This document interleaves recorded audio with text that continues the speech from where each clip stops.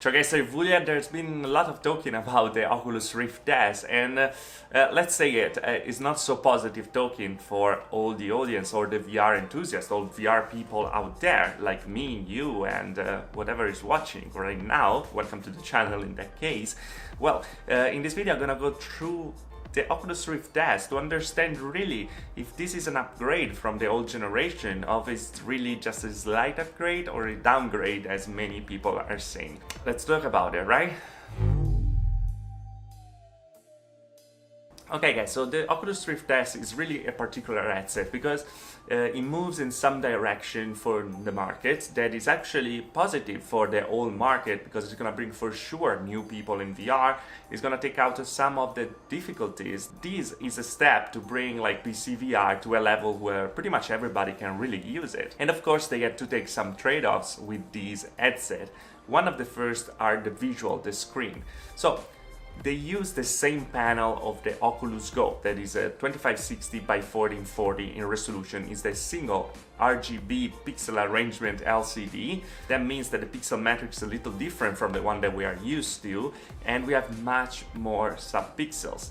Now, using the Oculus Go, personally, I can tell you that it's a good quality screen. I never complain about it. I actually was thinking, well, this is better than the Oculus Rift for sure as screen quality. I also did a comparison video over there. Probably I'm gonna do something similar again, but that was a good screen overall. Now, they use something that is used on a cheap VR headset, and that's to contain the cost, and also it's clocked this time in the Rift S to 80 Hz. That is not ideal because they always told us about 90 Hz is the hertz that you want to go. Everything will be smooth, you're not gonna get motion sickness and stuff like that.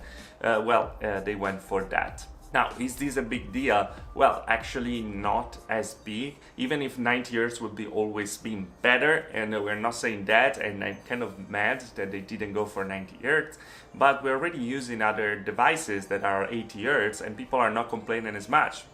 Look at that. Pimax 8K is clocked at 80 Hz. You can go higher. So, it's particular to talk about. But one thing has to be clear. The Oculus Go screen was already better than the Oculus Rift screen. That wasn't even the best OLED display. Yes, it's gonna lack of contrast, but it's still a low persistence display. So you're not gonna have smearing or weird effects over there, and everything will look smooth at the end of the day. And now one other reason why they didn't go to super high resolution is because if you consider the fact that they had to contain the cost and they had to be ready to a more broad audience, well, at that point you consider that the 80 Hz at that resolution, probably they're gonna use the same computing power of less resolution but at 90 Hz, because at the end of the day you have 10 frames less every second to render. So they were able to keep the same requirements, moving from generation to the other, but increasing, of course, the visuals. Now, another thing they moved to is actually the inside-out tracking. The inside-out tracking is very particular. I use it from a long time with the Windows Mixed Reality headset. I actually like it. I never had any problem, and I actually like the freedom that you have, that you can move in a section to the other of the house without any problem. You can bring it to friends, you can let people experience VR, and you can play pretty much everything. I never had big problems to play something, but yeah, it's not the best out there, and we know. But here they change up something, and they made 5 cameras instead of 2. So you don't have just the 2 on the front, but 2 on the side and 1 on the top. So even when you climb and you do these movements, you're always gonna be fine. Now, is this a way to move in this direction? Actually, yes. I really believe that inside-out tracking will be the future, because at the end of the day, nobody wants like sensors all around the house or all around the world, if you think about also AR and stuff like that.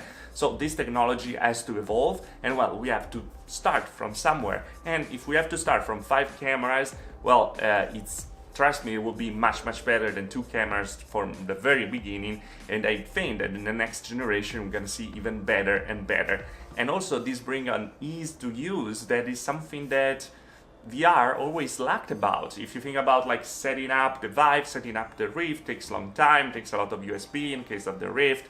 Well, with this one, just 2 cables and you're gonna be good to go. You put it on, you put your boundary system, and you're done.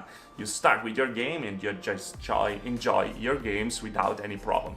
Again, is this for enthusiasts? Is this the best tracking ever? No, it's not. It's better than the competition though in some cases, and well, it will open to many other people. But now, about opening to more people, it's actually something that they don't really understand, because they wanted to open, but at the same time, that IPD adjustment that is not there anymore, it's just software, and we saw that already on like the Lenovo Explorer and all those Windows Mixed Reality headset. It works, but not really. The fact that you are targeting just the average people, well, that's really weird, because you want to open to everybody, you want to open to kids that are not the like 90% of the people out there, and well, and then you put the IPD adjustment like without IPD adjustment. That's really weird, because like if you are 64, 66, 67, 68, you're gonna be completely fine. Going over that when the lenses are not moving, well, it could be complicated. And we already saw with the Oculus Go that many people in the comments actually weren't able to use it because the overlapping wasn't working when they were around 70 or lower than 60 for the IPD, the interpupillar distance. So well, that scares me a little, because many people are not going to be able to enjoy it at all or use it, because going to have like headaches or something like that, because it's not actually made for them. Now they said that it's lower than the Oculus Rift, but it's little higher than the Oculus Go, because you have the software IPD adjustment. It's gonna be a little better, but if you are 72, 74, or if you are 58, 56, well, that is gonna be complicated, and probably you're not gonna even be able to use it. Now, about the Halo style design, is actually what all the companies are moving to for some reason, besides Pimax that use still the strap of like 2013. But yeah, it's a particular strap. I like it or not, it really depends on the weight of the headset, and sometimes it's like pushed too much on the forehead.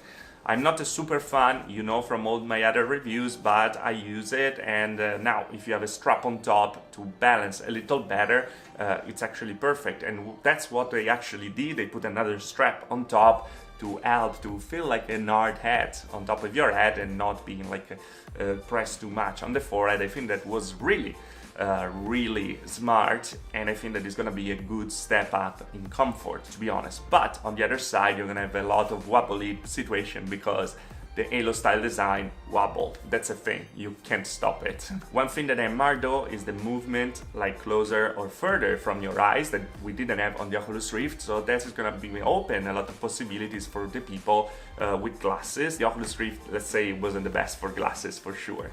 So now what I think about the Oculus Rift S at the end of the day? Well, for my first impression, seeing like from the exterior, the hype was so much. We were expecting so much that we were like, okay, we have something. Is this better than the Oculus Rift?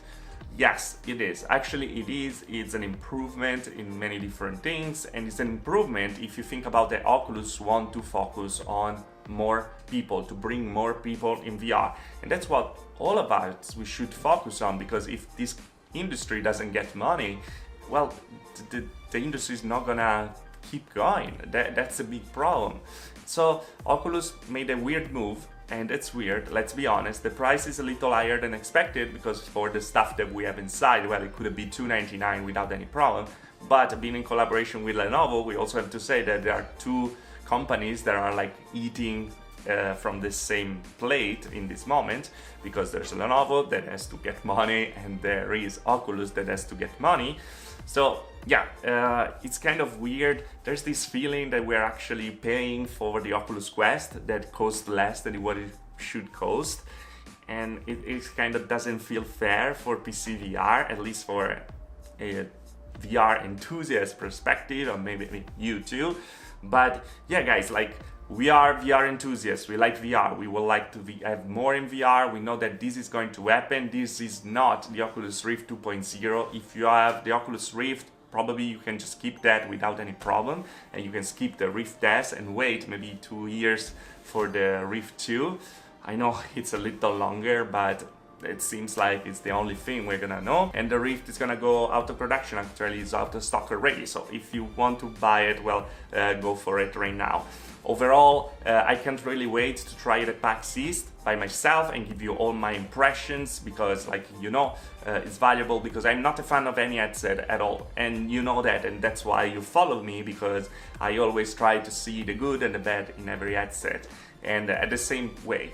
And well, I have to say, for me, from my perspective, this is not a bad headset. It's not the best headset out there. It's never gonna be, but it's a good headset. I feel that I'm still pushing in a good direction, because inside-out tracking, making it better, is something that I really appreciate. And the fact that next time we're gonna maybe see a camera also on the back, like, we're good to go. Inside-out tracking will be perfect. But for now, yeah, it's not a wow! The Oculus Rift S, amazing! It's not like that, but if it is your first time in VR, well, that is gonna be a great opportunity for you to get in VR and just try to enjoy all the games, the new games that actually announced, and also the old ones. And instead, if you are a new one, or if you're like used with the Oculus Rift, and you can keep it or go for other things, but if you wanna stay in the ecosystem, well, don't worry, it's still better than what was the first Oculus Rift in many cases, has some weird choices, and very fast about the controllers. Like, they are exactly the same, change just the ring position. So complaining about that, I feel like it's completely pointless. They are the same controllers. They were very comfortable, and I think it's better, because if you want to open your hand now you can, and think about an accessory like the knuckles, so you're gonna be able to use it and feel exactly like the knuckles. I think that is good direction actually for it. But yeah, guys, that was all. Really looking forward for PAX East to give you all my impressions. And yeah, I'm talking too much, so if you like the video, like. If you did like the video, dislike, subscribe to the channel for more of VR tech, and I see you guys next video. Thanks for watching. Ciao. So let's be honest, something happened in Oculus, because this doesn't look as an Oculus product at all. It's actually a Windows Mixed Reality with the Oculus logo on top and more cameras. And we know that because the Lenovo Mirage Solo is actually very similar. And yeah, something happened there in Oculus. They went for this direction. Probably they didn't have enough time after scrapping another project to go for the other.